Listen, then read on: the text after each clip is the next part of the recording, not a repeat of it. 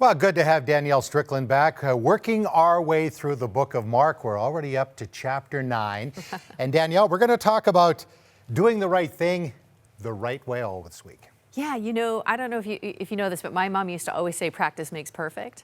But if you practice the wrong thing, it just makes permanent. It doesn't make perfect. So it's not so much that we practice, it's that we practice things the right way, and that they change the way that the outcome that we're looking for.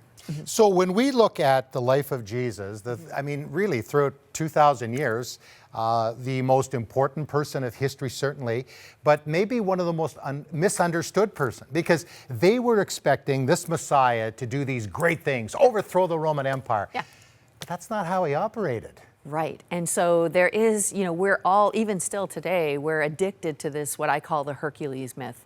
So these are leaders that are like, dun, dun, dun, like big red caves and sword. And we still, like, even within our own religious context, we're looking for these strong type A, like save the world type people. And Jesus does things a different way. It's actually, if there's an opposite of Hercules, it's Jesus, right?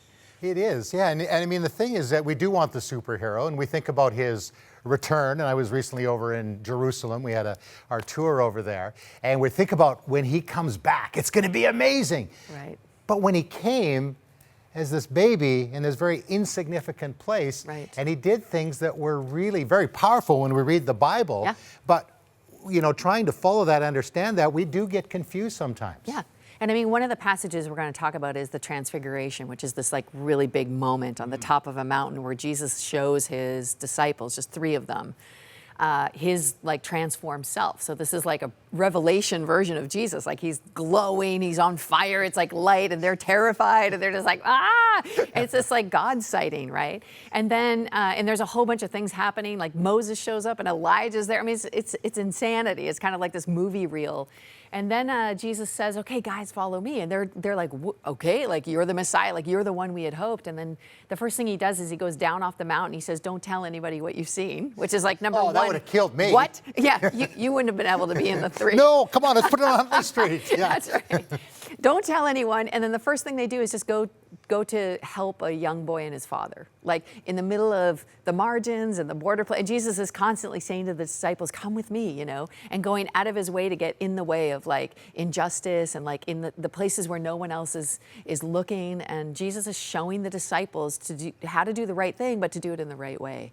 And that matters in terms of how we follow Jesus. I know your heart and passion is for the poor. You've been doing that for many years, whether it's on the streets of Edmonton, Toronto, or girls that are caught in the sex trade. So it's about doing the kingdom work, and sometimes it is in a way that is, very just nondescript. It's not the big thing. It is important. Yes. But then God does every so often intervene with these supernatural, amazing things. Yeah, but even these supernatural, amazing things in the right way. Because I think sometimes the temptation is to use religion or faith as a stick.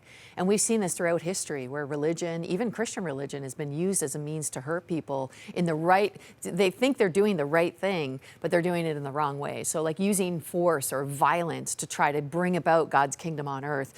Just really misguided things that we do, or we think that judging people is for the right reasons is okay.